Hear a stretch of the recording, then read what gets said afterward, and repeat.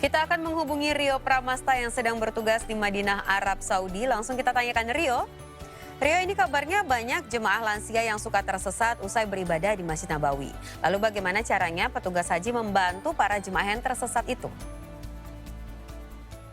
Ya, Angie dan good people, dapat saya sampaikan bahwa calon jamaah haji seringkali tersesat ketika usai melaksanakan sholat arba'in berjamaah di Masjidil Nabawi.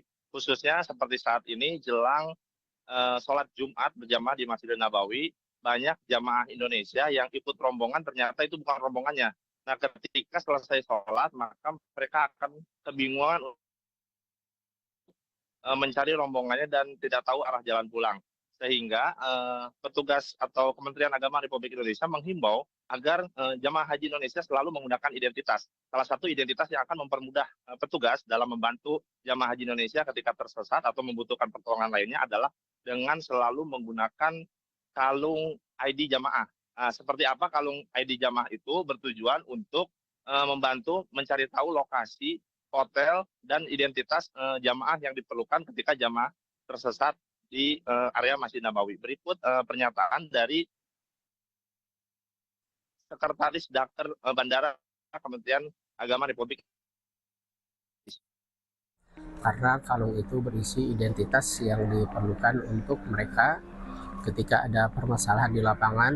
Salah satu kasus misalkan mereka tersesat di jalan, maka dengan kalung itu petugas bisa membantu di mana ya lokasi pemondokan jemaah yang bersangkutan.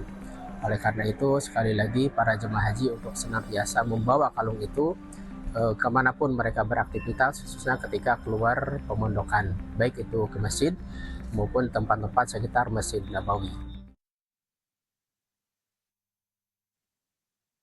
Ya, dan good people, dapat saya sampaikan juga bahwa petugas haji telah membentuk sektor khusus Masjid Nabawi, yaitu petugas-petugas yang disiagakan secara bergantian selama 24 jam untuk melayani jamaah haji yang membutuhkan pertolongan, seperti pertolongan medis ataupun tersesat atau membutuhkan pertolongan lainnya.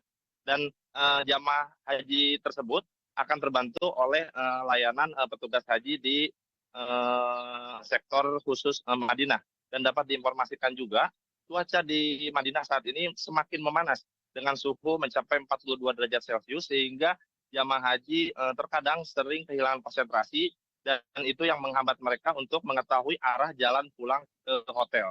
Dan dapat diketahui juga bahwa jamaah haji Indonesia kloter pertama sampai kloter 10 di Madinah itu sudah memasuki hari ke-6.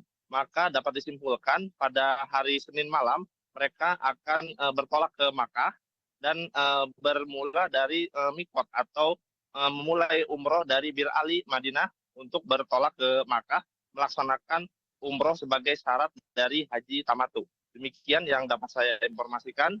Angie, kembali ke studio. Baiklah, terima kasih banyak untuk laporannya yang langsung disampaikan Rio Pramasta dari Madinah, Arab Saudi.